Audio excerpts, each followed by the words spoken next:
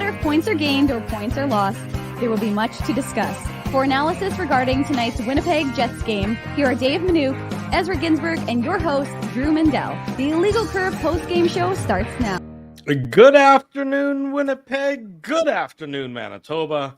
For all those joining us live this afternoon on our social media platforms, we say good afternoon, universe, and welcome to both my childhood bedroom and the Illegal Curve postgame show. Along with Dave Manouk, I'm your host, Drew Mindell, here to talk about another dispiriting, disappointing result for the Winnipeg Jets. They lose again their third straight game, dropping a 5-1 decision to the Colorado Avalanche, going down in the playoff series 3-1. You can't help but feel, Dave Manouk, that the end is near for this Winnipeg Jets team. Of course, they're going to give it all they can on Tuesday night, and not to say that they can't win on Tuesday night, but boy, oh boy, is the mountain steep for them to climb. And pardon the pun, but the Avalanche is heading down that hill. Good afternoon, sir. Good to see you.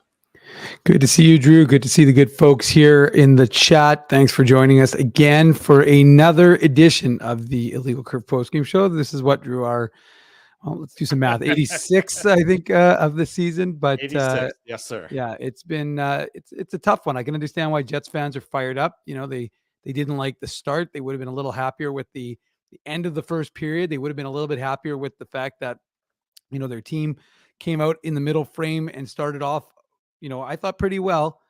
But what was the one thing? And folks, you don't have to like the penalty calls. I agree. Some of them are ticky-tack. Some of them are marginal. And, you know, given the fact that Neil Pionk almost lost his head to Yakov Trenin 2 days ago in game 3 on what should have been an interference and wasn't an interference. And don't get me wrong that the Avs could point out plays where the Jets had calls that were not called against them. But, you know, if you're comparing apples to apples, like, you know, I don't see how Pionk almost losing his head is not interference. And yet what Logan Stanley did, a lot closer to what I would say is where the puck was, is called an interference. So you don't like some of the calls, but at the same time is that the refs, you have to figure out what the standard is that the refs are calling. And ultimately, the penalty kill does the Jets in again, right? You've got 2 power play goals that really turn this game on its head, ultimately. So, you know, that's not a good place for them to be. The chat's saying I'm quiet here, Drew. I'm sorry, I'm just seeing your thing, but I shouldn't be quiet. I'm on pretty much my full volume, folks. So okay, so maybe it was just a one-time. Maybe it was a one-off that your mic might have been a little bit. It could have just been because I was trying to start the thing measured and relaxed. So if the chat thinks I'm quiet, give me or too quiet or good volume. I want the chat to let me know. But look, I think that, you know, this is a game, Drew, that there were a lot of things that came into play, especially in that second period, right? The discipline issue was an issue again. And we said, what did we say going into this game? We said that you could not have a game where you're in the penalty box against the 5th best power play in the NHL all season long. Remember, we're supposed to ignore what happens during the regular season unless it's relevant to our discussion. And in this instance, it's relevant to our discussion. So the Jets, of course, giving the Avs all they needed. And again, couple of things I thought of, and just quickly, I'll spit them off. Too many guys came into the Jets zone unmolested, or even into the neutral zone. I couldn't believe how many times, if you watch it in reverse, when the Jets are trying to press, the Avs were hitting them. Every chance they got, the Avs made them pay. It's like a war of attrition, right? You made them pay for every inch that they tried to gain. And I didn't see the Jets reciprocating that. I'm not saying the Jets never hit anybody. The hits weren't even that out of range. It was like 31-24 at one point when I was watching, or when I checked it on NHL.com. But my point is that the Jets had to earn every inch of ice that they achieved, and they didn't achieve a lot, and that the Avs did not have to sort of similarly earn that. And the last thing I would say, the last thing I really noticed, my last takeaway. It's the last thing you're going to say. We're only 5 minutes into this post game. What am I going to do for the next 55 minutes? In my initial preamble, Drew, that the thought I had was the Avs clogged the lanes. The Avs didn't let the Jets get shots through the middle, through the ice, and onto Gorgiev. So that was a huge thing that they were able to do, is really kind of limit Winnipeg's chances, and I haven't checked the high danger chances, how they finished off in the game. I'm sure you'll let the folks know ultimately, but like I said, discipline, the physicality, and ultimately the shot quality, I thought were three of the biggest things that stood out to me in this hockey game. And we'll talk about individual performances and the ghosts of Sean Monahan, Tyler Toffoli, Gabriel Velarde. So that to me, there's guys who needed to step up. Kyle Connor, Mark Scheifele, and Nikolai Ehlers. I'm not going to blame Axel Jonsson-Fjällby, who, he got a boost in the third period. I mean, that's as far as I'm concerned. The desperation is evident that there are no answers. That the Jets don't have any answers when they call up Axel Jonsson-Fjällby from the Manitoba Moose and think that he's going to be the panacea for all. And by the way, ails them. Didn't play him on the penalty kill. That's right. So you're calling him up. They did eventually, but. Yeah, you're calling him up allegedly because, to play on the penalty kill. He did not play 1 second of PK time in the course of today's game. He had 7 seconds of power play time, for God's sakes. Well, and I will play him on the PK. Well, I mean, think about it. They got those useless power plays in the third when it doesn't matter. That's the best part. So the rest can say, well, look at the power plays. It's like, well, no, you gave the Jets power plays when it was completely out. The game was already over at that point. But I mean, look, the Jets didn't explicitly say they were calling Axel Jonsson-Fjällby up for PK opportunities. I'm just saying that would have been kind of one of the thought processes, was that, you guys, they say you got to be able to do multiple things. So that's one thing. Making that decision. And look, I mean, there's no reason to spend a lot of time on it, because it's not that was the difference in the game. But to me, Jared Bednar has badly outcoached Rick Bowness in this series. And the decision to all of a sudden elevate Axel Jonsson-Fjällby from the Manitoba Moose for this game just reeks of the similar desperation. Remember when Paul Maurice decided to bring Dmitry Kulikov in for Game 5? Instead of Enstrom. Instead of Enstrom. Which, by the way, pissed Enstrom off. He hasn't been back in Winnipeg, or hasn't been had anything to do with the organization since then. But to me, that's just a coach who's completely desperate and doesn't have an answer for what ails his team. Jared Bednar has been the better of the two coaches in this series. Now, it's easy to be the better of the two coaches when you have Nathan McKinnon and you have Cale Makar and you have Mikko Rantanen and you have Val Nichushkin, no question about it. But Rick Bowness certainly has not, I think, stood on his head by any stretch of the imagination with any of the coaching decisions that he's made in this series. But ultimately, it didn't matter. I mean, you can't, if you're the Winnipeg Jets, it's a big mountain to climb regardless, but it's 2-1 in the series. You need to have a great performance in tonight's game to be competitive. That means you take, they got away with taking the first 2 penalties without getting scored on. I will give them credit. Their PK was very good to start. In the first period, when they took the penalty. Yeah. Like, who was it? Was it Lowry? No, they were both Logan Stanley. Logan Stanley penalties in the second period. Early in the second period, within the first six minutes of the period, Logan Stanley takes the back-to-back penalties there.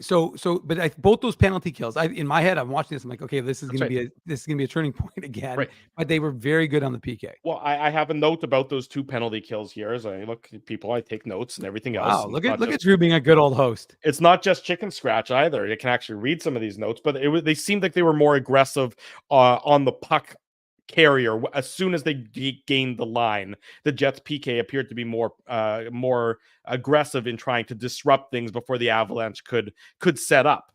Now, obviously you get away with the first, let's say, penalty and a half, because then Nathan McKinnon took that penalty on Vlad Nemesnikov to nullify the rest of that second power play. And of course, we don't yet have an update on Vlad Nemesnikov.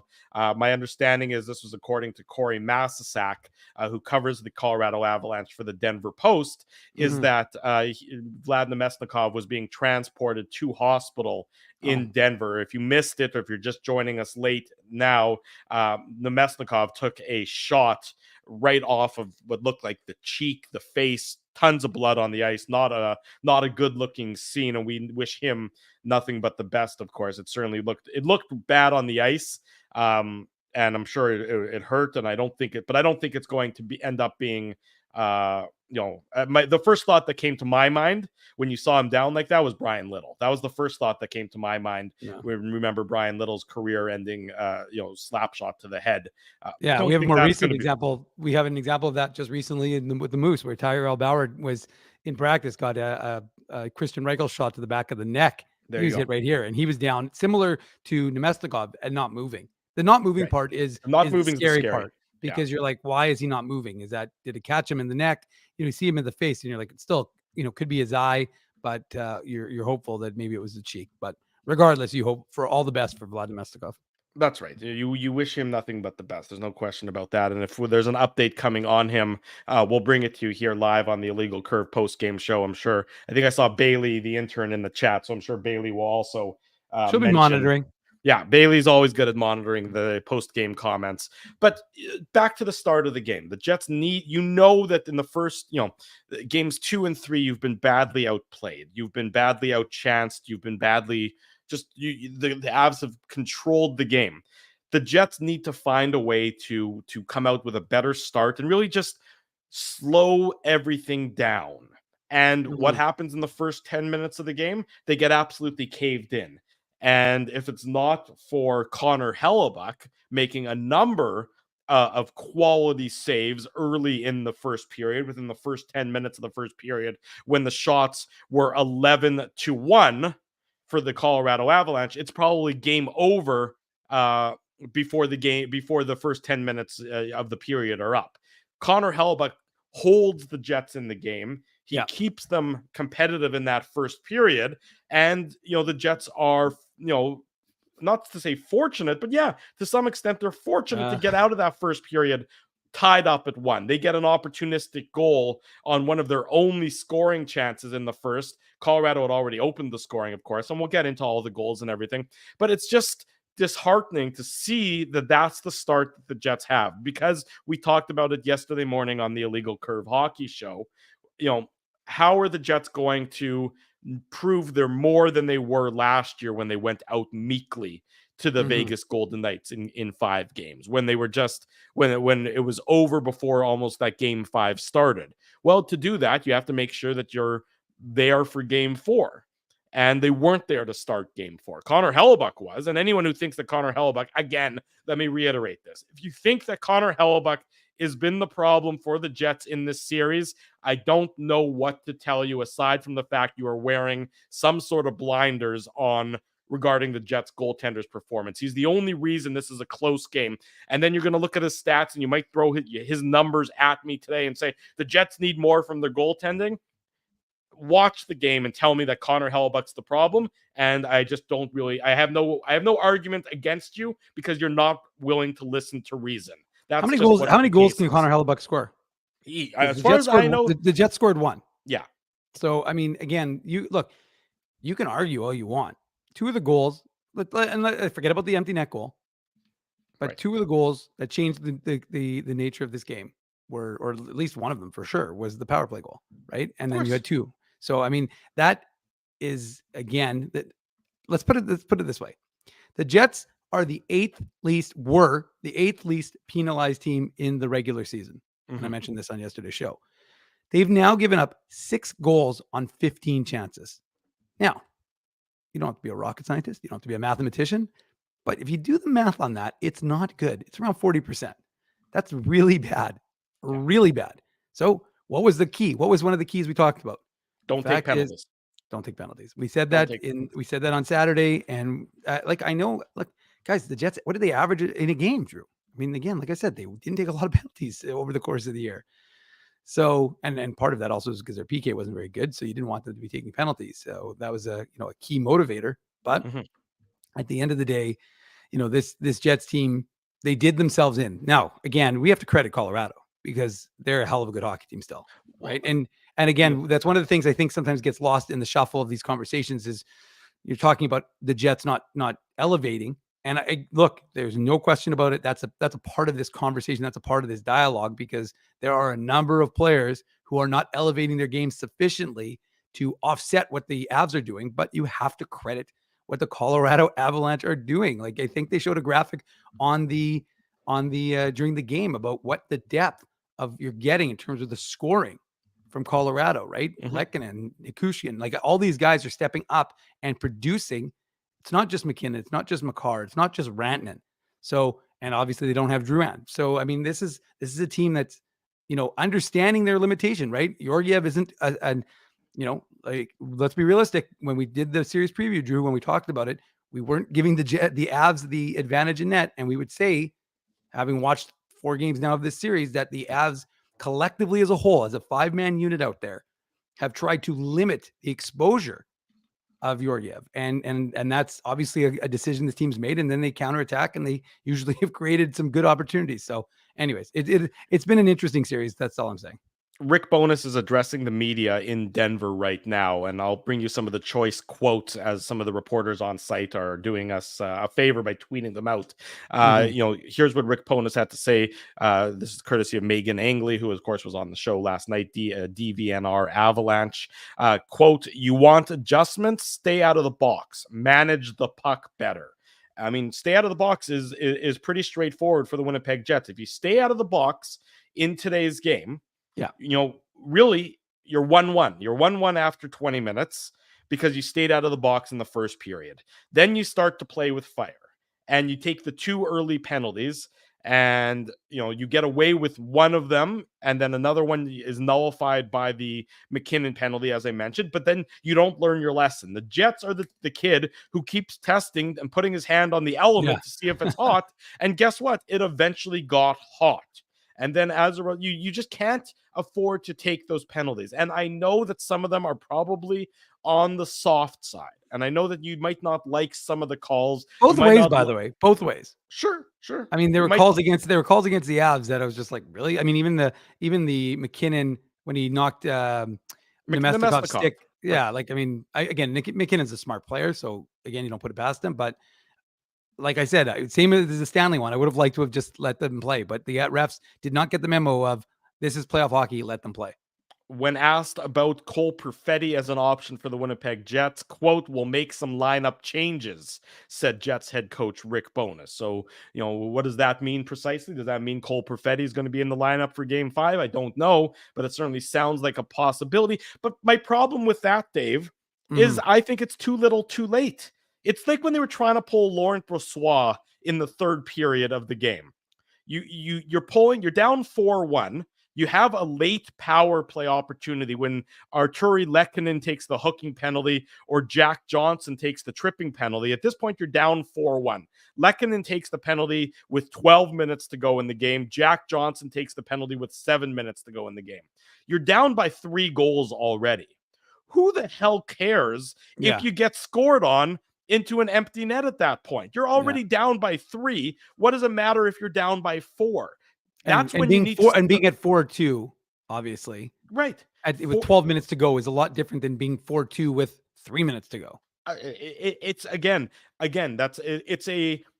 and I like Rick Bowness as a coach, but I think that it's an older hockey man mindset that no, you can't pull your goalie down 3 goals with 12 minutes to go. How could you do that? That's sacrilege to the game, where we've seen it happen where other coaches are more willing to make that. We saw it happen in Winnipeg when Rod Brindamore did it as the head coach of the Carolina Hurricanes 2 years ago. Remember that sterling comeback that the Hurricanes made when they were down 3 goals to the Winnipeg Jets, and they were aggressive with some of their decisions at that point in time. So, to me, it's just, and then pulling Brossoit with 3 minutes to go, and they're waiting until there's the perfect amount of dump in or the puck is perfectly deep in order to do it. Again, it just seemed like they're playing for window dressing as opposed to really trying to come back into the game. Because if you get a goal at the 12-minute mark, when you're on the power play and you score 6-on-4 there, and it's 4-2 at that point in time, well, 4-2, 12 minutes to go, stranger things have happened. 4-2 with 3 minutes to go, to your point. It ain't coming back, folks. It just isn't. Not the way that Colorado has played in this game. Not the way the Jets have played in the series. It's not a way that it's going to come back. So to me, another example of how Rick Bowness has maybe both been outcoached by Jared Bednar and is complicating situations unnecessarily in, for whatever reason, Dave. Yeah, I mean, like, I think, look, I'll agree with Rick Bowness on one thing. They did themselves in. Yeah. I mean, we talked about it, and you have to recognize, like, one of the things I said is you can disagree with the penalties. And like I said, I think you have to be fair and realize that, the Avs got called with marginal penalties. Well, I'm just talking about throughout this series, and misses have occurred throughout. I mean, look, I don't know how they miss. It's a 5-on-4 for the Jets. Sean Monahan gets a cross check to the face. Yeah. And they don't. I mean, how do you have 4 officials presumably watching the play because there's the puck there. So, right. And I understand, don't get me wrong, it's in tight in the scrum. You might think, oh, was it the puck? Like they discussed in the broadcast, but there's going to be misses throughout the point. You know what? It's easier to have happen though. Don't be in that situation in the first place. I mean, if you're Logan Stanley, and again, I'm not blaming him for the interference one, the second interference penalty, because I just don't agree with that being an interference. I think that's a stupid penalty. If your standard is the Yakov Trenin hit on Neil Pionk without the puck is not interference, then Logan Stanley's, cross check, whatever you want to call it, isn't a penalty to my mind either. But ultimately, if you recognize that the refs are going to be using like a little bit more of a ticky-tack standard, well, then you've got to be cognizant of the fact that, hey, our PK sucks. We have not, again, despite the fact that it looked good in the first period, but this is Colorado we're talking about. This is an elite power play. And no, I'm just saying, so from my perspective, you just have to recognize how does this game change? I mean, look, this is another, so 1-1 game after 20 minutes. You fell asleep. Connor Hellebuck was excellent through the first. I mean, shots were 9-1 at one point. 11-1. 11-1. Then it was 12-2. And why was it 12-2? Because the Jets, I think it was Logan Stanley, took a shot 200 feet from behind the net, banked off the boards, and hit Georgiev's pads. And so that was the second Jets shot. My point is the Jets were completely being outclassed, as you said to start the show, to Drew. And then they turned it around. And then they looked like they were in it. And then they started to control the play. They got the benefit of the power play, obviously. They didn't give up a shot. I mean, again, the Avs had a 12-3 advantage. And then the period ended 12-9. So the Jets were able to do what they needed to do, which was control the play, get opportunities, create some things, scored a goal. Nate Schmidt gets his first of the playoffs, first wearing a Jets jersey. But then, like we talked about, and coming out hard again in that second, but the penalties derailed them. The Avs took control of the game. And at that point, it was already over. And you start thinking, okay, well, now it's time to focus on game 5. And that's exactly it. I mean, the Jets they continue to make the same mistakes and continue to shoot themselves in the foot repeatedly. And I understand that playing against Colorado and playing against, McKinnon and Nichushkin and their superstars is a difficult task. And you have to play perfect against them. And I think if we've learned anything so far through the first 4 games of the playoffs of this series, it's that depth is wonderful in the regular season. Depth is just a privilege and a thrill to have in the regular season. But push comes to shove come playoff time, you need superstars. Depth only takes you so far. And that's what you're seeing from Colorado. They have the superstars that the Jets don't. And it's probably a bit of a wake-up call for Kevin Cheveldayoff to, when he looks at the team, not that I expect that there's going to be full-scale changes, but you look at the Winnipeg Jets and you say, okay, look, we've got some nice pieces here. We've got some significant pieces. It's not, but our defense is not good enough. How many of the Jets defenders today, Dave, how many of the Jets defensemen do you think could play for the Colorado Avalanche? Would have been in the Avalanche top 6. Morrissey for sure. Yeah. DeMello, I think probably. Sandberg, maybe. That's it. But that's it. I mean, and that's the reality of it. Nate Schmidt is not one of the top 6 defensemen on a Stanley Cup contender. And that, this is not trying to be insulting. Logan Stanley, again, I've been saying this for years. We know what Logan Stanley is. Logan Stanley is a big body. He's not particularly physical. When he tries to be physical, he often puts himself out of position. And as soon as he's out of position, he goes for and tries to grab a defender or grab a player rather than get back into position and properly defend. We know that Logan Stanley is, at this point in time, better suited as a 7, an 8, a 9, somewhere where you're not relying on him as significantly. Dylan Sandberg, still a young player. Everything else, there's a bright future there. I thought this was actually Neil Pionk's best game of the series, in that I didn't really notice Neil Pionk. I didn't notice him being out there and being out of position and being vulnerable for the Winnipeg Jets. So when the benchmark for Neil Pionk is, well, he didn't hurt us, that tells you a little bit about where his game is at this stage of his career. Although I will say, Drew, I did notice when he did lose a foot race to 39-year-old speedster Zach Parise. Well, I mean, that's never a good sign either. But I mean, that's the problem with Logan Stanley at this point, and Neil Pionk, is that he's lost some of his foot speed. I mean, his health is always going to be a question, and He's blaming me for this loss, by the way. Okay, well, it is your fault, Dave. I mean, I thoroughly agree with Spency that it is your fault. I actually assumed it was Ezzy's fault, to be honest with you, because we did this post-game show without Ezzy in game 1. The Jets won. Right. Then Ezzy joined us for game 2 and 3, and the Jets lost. So I thought, well, if Ezzy's not joining us, then there's a good chance the Jets would win. But unfortunately, it shows that is not the case. Yeah, it's apparently it's not Ezzy. It's not Ezzy's not the deciding factor either. It's just a continual function of, if you have to now deal with this Winnipeg, if you're looking forward to the offseason now, and the Jets are still going to come out and they're going to try their damnedest to extend the series, and that's going to be good. And look, make me eat my words, make me, come back and win the series in 7, and I'll have a nice plate of crow, and I'll be glad to eat it here on the Illegal Curve post-game show. I don't expect that to happen. I don't think that's realistic based on how we've watched the first 4 games, but at least your glaring areas of concern and the glaring areas that are going to need to be addressed are clear for all to see. You know where your areas of improvement are demand to be. Now, how you improve those areas, well, that's a separate issue entirely. And that'll be something that we talk about, throughout the off-season editions of the Illegal Curve Hockey Show. But right now, it's clear that against the best teams in the Western Conference, you have glaring weaknesses that aren't going to be addressed and can't only be addressed through better depth with your forward group. Yeah, the one thing to me, I saw it and I thought it was curious. When the Jets called the timeout and you looked at the benches, and the Avs bench, and they showed it on the television, right? Avs bench is completely, they're all in a group. They're all watching the play being drawn up. The Jets were just out of it. The Jets were already checked out.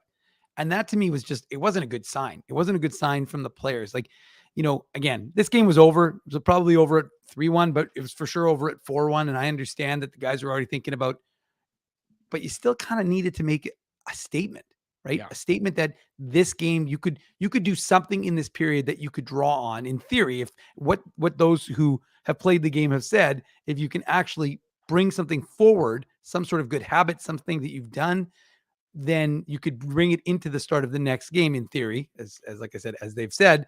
But to me, what I found curious was I just couldn't believe, like, I'm looking at the bench and I'm thinking to myself, you got 1 or 2 guys listening to Brad Lauer. And then if you look on the other bench, the entire Avs bench, for the body most part, language is bad. The body language. I'm just saying, but it doesn't look good. Again, like I said, and I understand the game's over and the guys are already but it doesn't look good. It's a poor reflection, because the Avs they're up 4-1. They're very comfortable, right? But instead, what do? They say, okay, well, let's make sure. Let's keep this tight. Let's not give them any momentum. The Jets just didn't seem interested. So that's what we do on the show. We make observations. And to me, that was an observation I didn't like to see.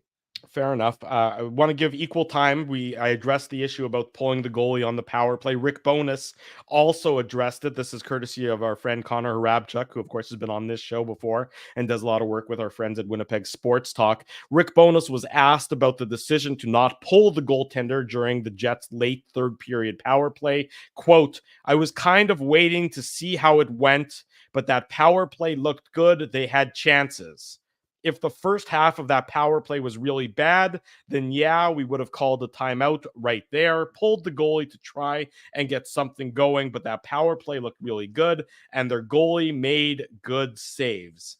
And I just think that's short-sighted. I mean, that's just what I would say about that. I just think that is a short-sighted mentality. It's not a killer instinct mentality. It's what so you're thinking, well, if it works, then yeah, great. But now if it doesn't work, and odds are it's not going to work when you just look at the success rates on power plays versus the goal scoring rate. Maybe the Jets penalty kill is the exception to that rule, but usually a great penalty kill or a great power play, which the Jets have had so far in the playoffs, succeeds 30% of the time. So, 3 out of 10 times you're going to score and you'd be happy with that. You have to have more of a killer instinct here. You have to have more desperation. I'm just not sure what Rick Bowness is waiting for in that instance, waiting till the power play is half over. To me, you wouldn't wait till that power play is half over if it's a 1-goal game and there's a minute to go in the contest. You'd have it 6-on-4 immediately upon the faceoff. You're down 4-1 at this point. There's 12 minutes to go in the game or 8 minutes to go in the game. Why aren't you going 6-on-4 immediately? To me, that is just a mistake by the Jets coaching staff, and in not taking a more aggressive attitude when the downside to aggression is nothing. The downside is absolutely nothing. The upside is 4-2 with, maybe almost half of the third period to go, as opposed to being the downside being 5-1 with 8 minutes to go. To me, that's a mistake by the Jets coaching staff right there. Yeah, and look, ultimately the coaches are to blame, right? The players share a significant, impact on the play of the game, but Rick Bowness likes to take it on the chin for his team and say, well, hey, it's me. I got to get these guys motivated. I got to get these guys ready to go. I have to have these guys prepared. Like I said, to me, like even, after the Avs take the lead in the second period, and then who presses after they take the lead? You'd like to see a counterpunch. We didn't see a counterpunch. We saw the Avs continue to press. Right. And Connor Hellebuck got called upon. Yeah. So from that perspective, Drew, it's just another example of, and Mark Scheifele, I don't know if you wanted to highlight his comments about the need for the Avs making adjustments and saying that the Jets aren't adjusting. And of course, like, no offense, Mark Scheifele, that's on you. Like, you're a big part of this team. You're, one of the leaders of this group. And so, and obviously there were some lineup changes that we should probably talk about. The fact that Nino Niederreiter got moved up to the second line. Nikolai Ehlers got moved down to the third line with Adam Lowry and Mason Appleton. And as we said, Axel Jonsson-Fjällby came in initially, at least, and played on that fourth line with Alex Iafallo and Vlad Nemesnikov. So the only line that really was kind of untouched was that top line with, at least at first, was Scheifele. Yeah, I like I said, at first was Scheifele, Velarde, and Connor. And then eventually, of course, Velarde got punted from that one. And, Gabriel Velarde, who we've been talking about, we've been lauding on when he's healthy, how big of an impact he's been on this team. And he's a relatively young guy from a playoff perspective. I don't even know how many playoff games he's played. I don't think it would be very many, though. Drew, if you could fact check me on that one. Right. But, at the end of the day, like I said, like Tyler Toffoli, Gabriel Velarde, Sean Monahan, those are the guys, Nikolai Ehlers, Kyle Connor. Mm-hmm. Those are the guys that need to produce. Like, you want to, of course, if you can get a goal from Alex Iafallo, if you can get a goal from Nino Niederreiter, if you can get a goal from Mason Appleton, the Avs are getting those kind of goals. Yeah. The Avs are definitely getting that. So, and the Jets aren't getting that, but they're also, and that'd be, you'd be like, okay, well, it's not really sustainable to go to win 16 games without any depth scoring. But you also need your primary scoring to produce, and they're not doing it. Like, 1 goal this game, 2 goals the last game, 2 goals the game before that. How is that enough to win? And I mean, again, it may be if you're staying disciplined, because again, Connor Hellebuck has been fine at 5-on-5. Sure. So, I mean, if you can stay undisciplined and you can keep the games low scoring, that's one thing, Drew. But if you're not going to stay disciplined and you're only scoring 1 or 2 goals a game, I don't see how you win those games. No, I mean, and for the record, you don't, because you're now down 3-1 in the series.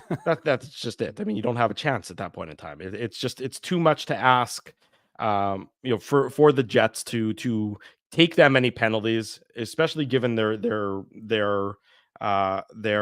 just their lackluster penalty kill. I mean, it's not that difficult. It's not that much of rocket science. Connor Hellebuyck did everything in his power to keep the Winnipeg Jets in this one. Which goal don't you like? I mean, let's break it down for you. If you're a Hellebuyck hater and you're saying that this is on Connor Hellebuyck, despite the fact that the Jets only mustered one goal, which goal don't you like? The first goal, which is a bad giveaway by Logan Stanley, and then Nate Schmidt is caught puck watching and loses Arturi Lehkonen. I mean, you're going to blame Connor Hellebuyck for that one? I mean, I don't think that's fair if you are, but all the power to you if you think that's the way you want to go with it. You know, are you blaming him for the great tip-in by Val Nichushkin on the power play goal that goes post and in, a terrific tip-in? Are you blaming him on that one? Are you blaming him on the Cale Makar one? Well, maybe you don't love the Cale Makar goal, but all I'm seeing there, more than something you can fault the goaltender with, is an unbelievable play by the best defenseman in the NHL. I mean, that was Bobby Orr-esque, and I know that we've heard too many comparisons between Makar and Orr and everything else because I'm sick of hearing it as well. I get you, folks, but he started that play 200 feet away. You know, Adam Lowry goes for an uncharacteristic stick check rather than angling Makar or using the body. He just sort of whiffs on him. And then Makar is off to the races. And, you know, it's a great shot. I understand maybe you need to see Hellebuyck make that save, but Hellebuyck has made so many saves already to keep you afloat that this one, inevitably, something's going to go in if you don't step up your game from the Jets skaters' perspective. And they didn't. And so that's, you got 3-1 at that point in time, 4-1. Do you have a problem with the 4-1 goal? Well, he makes the first save. It's a penalty kill situation. And then Alex Iafallo is maybe a little bit late to come back and get the rebound before Nichushkin does. You're telling me that's Hellebuyck's fault again? I don't know what the realistic expectation is for the Jets goaltender when the team in front of him can't stay out of the penalty box, can't kill a penalty, and of course gives up 4 and scores 1 goal on their own, Dave. It's just I don't know what the realistic is there. I would absolutely agree with you. And now we don't have to do a post-game show, a game recap, because you've just recapped all the goals. But yeah, Drew, I mean, goaltending isn't the issue. I know that folks, look, it's not. Connor Hellebuyck hasn't been otherworldly. It's not like that game against the Predators where they had 17 scoring chances and he pretty much single-handedly. High danger chances were 14-4 at 5-on-5, Dave. 14-4 at 5-on-5, which means he's made 12 out of 14 high danger chances at 5-on-5 in this game. Again, like I said, he's not your problem. I'm not sitting here going to advocate that I believe that. I don't. And what did I say 10 minutes ago when we're already 40 minutes in, Drew. We're fired up. It's 40 minutes into the show, and over 500 people in the chat on YouTube, another 500 on Twitter.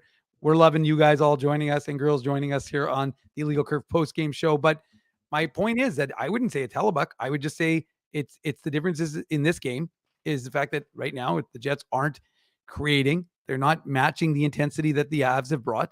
But yeah, I mean, it's an easy one to look at the score at the end of the day and to say the Jets lost the game by 7. The Avs scored 7, the Avs scored 6, the Avs scored 6, the Avs scored 5, and be like, well, that's obviously a goaltending situation. And that'd be a very superficial way of looking at it and a very simple way of looking at it. But I think it just doesn't do anyone any justice to actually look at that and say, like, again, you want to say that Laurent Brossoit looked calm and cool and collected in the net. Guys, like, let's be realistic. Do you really think the Avs were trying in that third period? Like, let's test Laurent Brossoit. Like, it's not, and you can say the Jets look more comfortable. Like, again, everybody here in the chat is watching the same game that we're watching. And sometimes I'm not sure about that. Well, no, but I mean, like, and look, everybody has their own biases and their own way of viewing things. So, I mean, and there's no one superior way, except for maybe my way, but there's no one superior way to doing it. But all I'm going to say is the notion that the Jets play, like, this is not, I understand where this comes from. I remember when the Jets used to have Pavlictricity, Andre Pavlik in net, and the team, or Steve Mason, or even David Riddick. David Riddick is probably the best one, even though I'm mispronouncing his last name. Because the fact of the matter is, when he was in net, the Jets didn't look comfortable. They always looked a little bit nervous because you never knew what was going to happen with, no save Dave. So I understood that. But I mean, now I'm seeing that sort of notion with Connor Hellebuyck. I'm thinking to myself, like, he's not the issue. And there's no, I'm not like a Connor Hellebuck. Like there's no Connor Hellebuck jersey in my closet. There's a Pat LaFontaine jersey in my closet, but there's no Connor Hellebuck jersey in my closet. Why a Pat LaFontaine jersey? No reason. A buddy of mine gave it to me, so that was that's it. Nice. But anyways, the point is that that I'm just saying that he is the least of the problems right now. Like, look, like Drew, let's go through the. I don't have it pulled up. You probably have the Winnipeg Jets stats. Read off the number of goals that have been scored by the players on this team. Hang on, give me a second to okay, well, I guess, yeah. I mean, I'll look it up right now. But I guess your point is clear that they're not scoring enough goals. Aside from game one, they haven't. Go through it. Aside from game one, take game one out of the equation. How many goals has this team scored? 5. Yeah, I mean that's not enough. I don't care who your goalie is. I don't care if your goaltender is an amalgam of Ken Dryden and Vladislav Tretiak. I don't care who your goalie is. Mark Scheifele 2 goals. Kyle Connor 2 goals. Josh Morrissey 2 goals. Gabriel Velarde none. Adam Lowry 2 goals. Nino Niederreiter 0 goals. Mason Appleton 0 goals. Let's keep going down. Sean Monahan 0 goals. Nikolai Ehlers 0 goals. Alex Iafallo 0 goals. And it goes on and on. So I mean, my point I'm trying to make is that while the goaltending hasn't been otherworldly, he's still been good, as Drew mentioned, right? 12 of the 14 high danger chances he faced 5-on-5, he made those stops. But if you don't get goal scoring in the playoffs, it won't matter. It doesn't matter at all. You're absolutely right about that, Dave M. It doesn't matter at all if you don't get the goal scoring. The Jets aren't getting the goal scoring. They only got the 1 goal in tonight's game, which makes it a really easy, and with apologies to Cale Makar, I'm going to give it to Nate Schmidt because it's his first career playoff goal for the member of the Winnipeg Jets. That's our Seagram shot of the game. The Seagram shot of the game. Big thanks to our friends at Seagram's for their continued support of the Illegal Curve post-game show. Perhaps you're hitting the bottle as a result of the Jets' performance as of late. If you are doing so, we recommend any of the fantastic Seagram's products. Perhaps you're going to go with Seagram's 83, Manitoba's favorite Canadian whiskey. If that's your choice, we encourage that, but we also encourage you to, of course, please drink responsibly. Big thanks to our friends at Seagram's for their continued support of the Illegal Curve post-game show. Just going to slide in this comment from Mike McIntyre, Winnipeg Free Press, who's in Denver. He just tweeted this out, and I want to make this mention here on the show. I'll say this here in Denver. The Jets not only look like a team with no answers, but sound like one too. Nothing we just heard from Mark Scheifele, Nino Niederreiter, or in brackets, especially Rick Bowness, inspires hope that this can get turned around. So that's, I mean, and look, media interviews, as much as we like to think that they're significant and they're important, they can mean nothing. These guys can go out, win 5-1 in the next game. And if they do, come back here and, congratulate me for getting it right, Kreskin. But ultimately, that, like I said, I think it's another reflection. I mean, Mike's an observer, and he's giving you an observation that he's picking up on from, he's been in Denver for 3 or 4 days, giving you coverage of this team for the Winnipeg Free Press. So, yeah, this is, it sounds like a defeated group. It sounds like a group without answers. And they're going to need to figure some out, because I think Rick Bowness said it, and I believe he meant it. And he said, look, 4 very good teams are going to go home after the first round. And he's not wrong about that. 4 very good Western Conference teams is what he was. Yeah. Of course, obviously there's more than 4 teams. 3 very good teams in the Los Angeles Kings, I would say. Yes, I would agree with that. But I would just say that I made myself laugh. But the fact is that what he said, and I mentioned this yesterday on the show, was that as long as you can say you gave all the effort you needed to give in order to show that, hey, you know what, a week after this series ends, whenever that is, you're not looking back going, I could have given more. Now, we went through a laundry list of players who can clearly still give more, Drew, and are still going to need to show some, give a shit on Tuesday and some pushback and whatever other language you want to use. Well, but again, like I said, that's, a little bit ahead because we still have to get through game 4. Well, and on Tuesday for game 5, look, I mean, we remember the end of season comments from Rick Bowness, and they ring very loud right now. And the Jets, look, are unlikely to win this series. I think the stats would bear that out, even if you don't like my opining that comment. But the Jets on Tuesday, to prove that they're more than they were last year, need to show the fight. They need to show the fight that they didn't show in Vegas last year in Game 5. You're playing that Game 5 at home.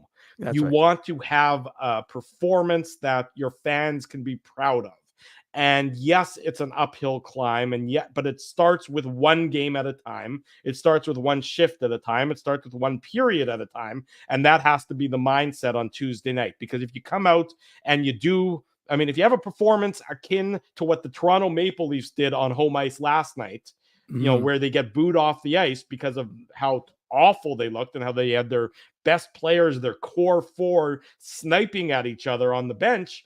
Think about, it won't garner the national attention that it will because it's Toronto with the Leafs, but think about how the offseason will look for the Jets, if they lay an egg on home ice on Tuesday night. It won't look very good after what has been a season that has largely been fun and filled with positive attitude and promise. Think about it, Drew. 52 of the regular season games ended with wins, right? Yeah. I mean, that's a significant number given, when you look at it, 52 of the 82. So, and they weren't all Picassos. They weren't all games they deserved to win. But I'm just saying, you're right. It has been a fun season. It's been a lot of fun. Jets fans are enraged. Playoffs, create a different animal. We know we've definitely got some Avs folks in the chat as well, having some fun. So keep it fun, folks. Keep having good times. Remember, it's not life or death. Right. We appreciate the dedication that you have joining us after every single game. The place to be for Jets fans after every game, win, lose, or I see Drew. Thank you. Right there is the Illegal Curve post-game show. I got some baby pictures I can pull out after the break if you want to see those. Sorry, that one right there is from when I was a little kid. David's room. So there we go. But yeah, this is I was cuter as a kid than I am now, if you believe that, folks. And I know how cute I am right now. So why don't we do that? We'll go to break. Maybe we won't bring out the baby pictures, but I'll see if I can grab some. And we'll come back with the Tough Duck hardest hitting comment. We'll do a little bit more of a Game 4 recap. The Jets, they're up against it. They lose this afternoon in Denver by a 5-1 margin. They trail in the series now 3-1, do or die Tuesday night at home for the Jets against the Avalanche. Drew Mindell, Dave Manouk with you on a Sunday afternoon. This is the Illegal Curve post-game show. You guys ever wish for a game changer in life? Like finding out your favorite snack has 0 calories? Or discovering the mute button on Ezzy? Picture this, a secret weapon for parking, where you can book a spot a whole month in advance. Tell me more, Drew. Pre-book your parking at really low rates, or maybe even for free if you use the code Illegal Curve. Free? What is this, sorcery? The Grid Park app. It's a real secret weapon that has affordable game day parking, and to sweeten the deal even more, I love sweets. Our listeners can use the code Illegal Curve to park for free. Holy Zamboni. Tell me about it. Just download Grid Park, GRYD Park, and use the code Illegal Curve, all one word, to park for free. Whoa, Ezzy, everything okay? You look stressed. Of course I'm stressed. We're moving, the house is upside down, the kids failed miserably at packing the fine china, and my life is in chaos. Chaos! Yes, that does sound like a problem. What am I going to do? Ezzy, relax. Rolly's Transfer Moving and Storage is the answer.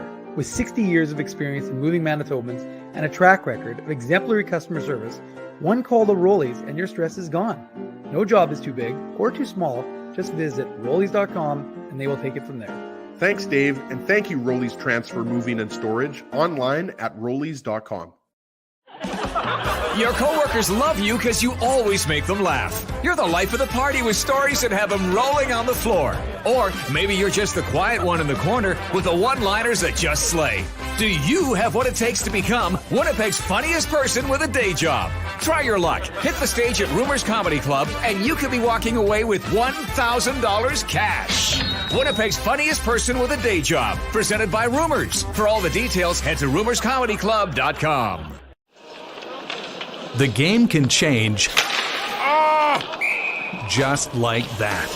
Accidents happen when you aren't protected. So now what? Getting to your injury quickly can make all the difference. Help prevent them from being game changers with Linden Market Dental Center.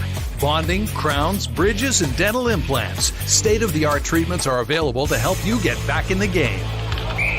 To learn more, visit lindenmarketdentalcenter.com. Creating smiles for life. It's all over, folks, and the run has come to an end. You've been so far away. A Canadian team hasn't won the Cup in over 30 years. And the Cup will stay south of the border. Maybe it's time we try something different.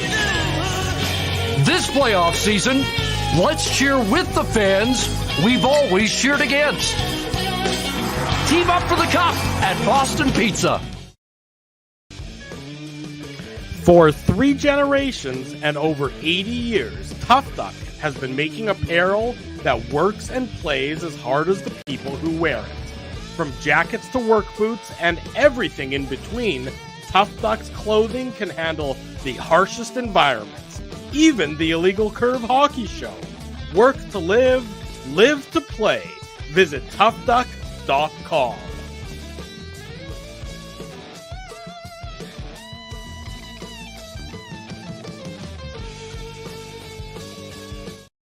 Welcome back to the Illegal Curve post-game show. Drew Mindell, Dave Manouk. It took my parents the entirety of the commercial break to find some childhood photos of me. Hang on, maybe I'll turn this light off, see if that helps. There's me with a dog. I don't know whose dog that is. Dave is hating every second of this, I can assure you. No, I'm tweeting. I'm not actually watching the thing. Okay, so there's me as a youngin with a dog. I'm not sure. Oh, hang on, let me flip this thing over again as well. There's also me. I was really quite an adorable little child there, if you really think about it. There's It's not really clear, Drew. Well, it's pretty clear. I mean, I can get the. There we go. There we go. Hold it up. There you go. Look at that. The good head of hair I had. Unfortunately, it doesn't exist anymore. Yeah. This is me seemingly giving a gift to some child. I'm not entirely certain who that other child is, but I hope they don't mind. Spency says he's here for no more Jets talk. He's here for the Mindell memoirs. I can pull some bar mitzvah photos also if you want. This is a bit of a scandalous one. I'm going with the short look on this one. I'm not really certain what's happening on this photo as well. But as you can see, Louis Batista wants to know if you still live at home. I don't still live at home. Somehow I got somebody to marry me. That's the most surprising part of tonight's activities. So anyways, all right, we've seen that photos. Move on, Mindell. Yeah, there you go. So there's some childhood photos of me, and a good reminder why I don't frequently do this show from my parents' house, because it's a reminder that they don't otherwise have any photos of me regularly available. So that's always although Drew, to be clear, if we're going to go back in the history of this fine program, or it's true, the precursor here in my parents' house, precursor to this fine program, where we started after the death of 1290, thank God that we began at I shouldn't say we began, but you were doing the show at your parents. So it's true. It's although you were in the basement, I believe. It's true. I have graduated up to my up to the main. They're now letting you be on the main floor, which is very nice of them. Yes, that is very nice of them. So there you have it. There's some childhood pictures of me to hopefully soften the disappointment that was tonight's Jets performance. The Jets obviously losing tonight 5-1 against the Colorado Avalanche, trying to find their way back into the series on Tuesday night. William wants to know if you're going to show any of your childhood pictures as well, or is that do you have any handy on that front? I mean, you're not at least you're not at your parents' house, so it'd be weird if you kept a baby picture around at all times. I will. Well, maybe I'll save it for the next. No, because game 5 I'll be at the arena. That's true. Well, you should bring them with you to the arena. I'm sure everybody there will be. I'll seeing that. Yeah, Judy Owen beside us. That's fine. I can figure that out. Exactly right. Again, reminder in case anybody, or just as an update in case anybody just joining us, Vlad Nemestnikov went to the hospital after taking that slap shot to the face. We don't yet know his status. I'm not sure if he went to the hospital for x-rays or to get stitched up or what precisely it was, but he did go to the hospital after taking that vicious slap shot to the face. And obviously we wish him nothing but the best. Brendan Dillon was not in the Jets lineup after suffering that skate cut. They say day to day, but I think everybody's day to day at this point of the season. So time will tell on Tuesday if he is back in the Jets lineup.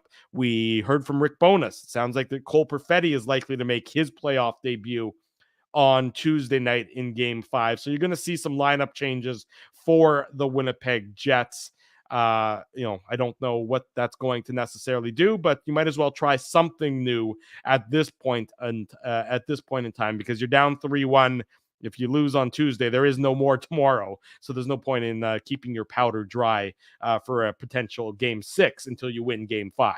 No, there's no question about it. And we won't know what those moves are until we see. I don't know the schedule. See, that's very unusual. Normally I can give folks some insight as to what the schedule looks like, but we usually don't get that message till the Jets will send out a text to the folks in the media on the chat, and we'll kind of get an idea as to what the next day is going to look like. Right. Because obviously they try and, figure it out to kind of things move around. So we'll find out. And again, that'll be in the notes on illegalcurve.com in tomorrow's morning papers. If you're curious as to what is going to happen, they most likely will have a media availability. I will also be doing media availabilities with the Moose, because their season ended last Thursday, and they're doing kind of I'm not really sure why, but a Monday to Wednesday media session. So it's over the course of 3 days, which is lovely. 3 days out at the Iceplex. That should be fun. But we'll see what that has. But hey, we'll be talking to Colby Barlow tomorrow for anyone, Chaz Lucius, and a few others. Let's see, anybody else of interest for Jets fans? Dylan Anhorn and Connor Levis. And Danny Zhilkin. So 4 or 5 Jets prospects I'll talk to tomorrow, and that'll be up on our YouTube channel. So keep a lock on that, and of course on illegalcurve.com.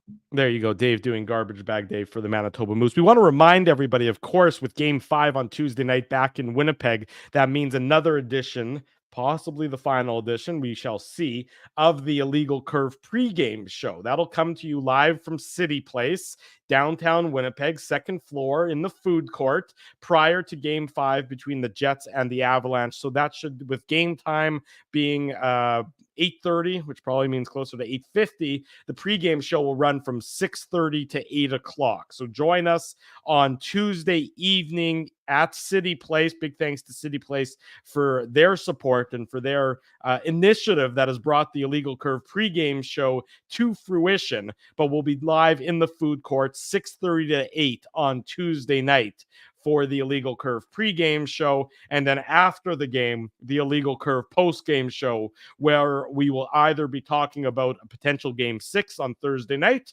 or we'll be talking about the end of the end of the Winnipeg Jets season. One or the other. William wants to know if we're booking tea times. Well, I hate golfing, William, so not me.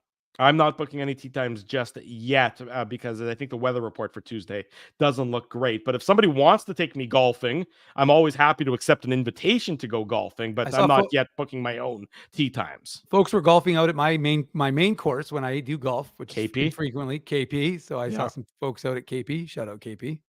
There you go. Dave M loves the train track hole. Do you go over or do you go under? Well, my intention is always to go over. My my reality is oftentimes under or into the woods, or hitting one of the joggers running down the path on the left-hand side.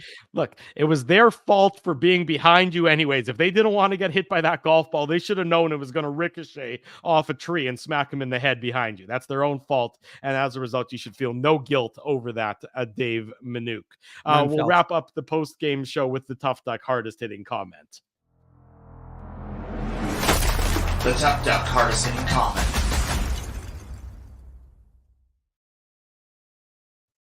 We're going to give tonight's Tough Duck hardest hitting comment to Robert Palmer. Robert is frequently in the chat, if I'm not mistaken. His comment came in late during the post-game show, but nonetheless, it was a good one. This next game will show us what we are made of. The Jets are still in the dance. If you quit on your team, you don't deserve to wear that jersey you put on. Side note, Perfetti needs to play. Well, Robert's probably going to get his wish based on the comments that Rick Bowness made about Cole Perfetti and the likelihood he'll be in the lineup for Game 5 between the Jets and the Colorado Avalanche. Robert, congratulations. You've won a Tough Duck trucker hat.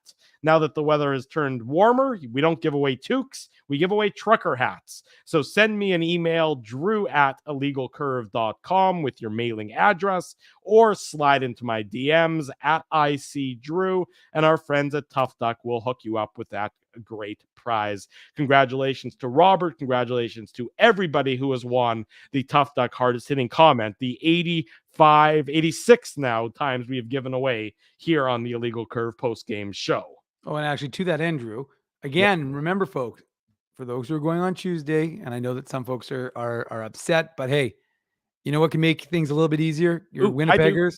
I know.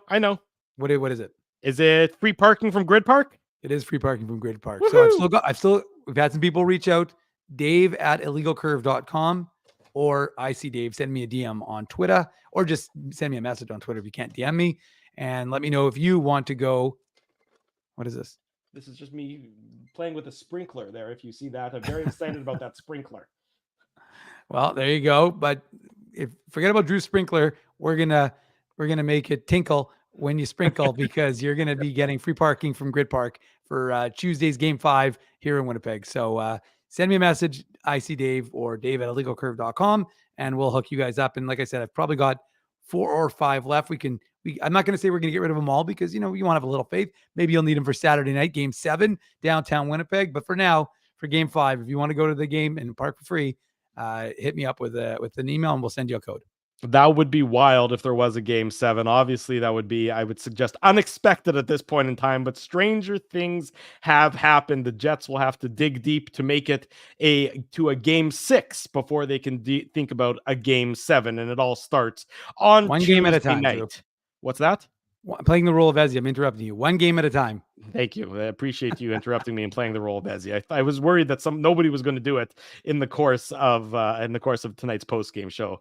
Big thank you to all the sponsors of Illegal Curve who make the post game show, the Saturday show, the website a possibility. That's our friends at Rumors Restaurant and Comedy Club. In case you missed it in yesterday's Winnipeg Free Press, a great article on the 40 years that Rumors has been bringing Winnipeg the best in stand-up comedy. So congratulations to our friends at Rumors for that wonderful milestone. Check that out in yesterday's Winnipeg Free Press and online on the Winnipeg Free Press website. Dave reminded people, Grid Park, you can use code Illegal Curve to park for free. Email Dave. He'll hook you up for Tuesday night or any night when you head downtown and need to use some Grid Park parking. Our friends at Linden Market Dental Center, Zappia Group Realty, Tough Duck, they had the hardest hitting comment. Boston Pizza, I think they're still recovering from the Illegal Curve watch party and post-game show that happened on Friday. Boy, was that a lot of fun. Our friends at Seagram's, Rolly's Transfer, and Farmery Beer support these fine businesses because of their continued support of Illegal Curve hockey. For anybody that wants to stick around, I'm going to keep going through more baby pictures, but if you completely understand if you want to go and maybe spend some more time with your loved ones or your family members on this Sunday evening rather than watch that. We appreciate everyone joining us tonight for the Illegal Curve post-game show. If you haven't already done so, smash the like button, subscribe to the YouTube channel, subscribe to the podcast, leave us feedback. Leave us feedback here, there. Always want to feedback on the podcast as well, and rate us and review us because that helps with the algorithm. I don't know what that means, but it sounds good, so I like to say it nonetheless. We'll be back Tuesday evening, the Illegal Curve pregame show, 6:30 p.m., the Illegal Curve postgame show after Game 5. IllegalCurve.com is, of course, going to be updated with all your latest Winnipeg Jets, and tomorrow, Manitoba Moose, news, audio, video, the whole enchilada. They're giving me 3 days to create content, so I'm not going to complain about that. I guess I was thinking about it. Do I want to just do it all in one day?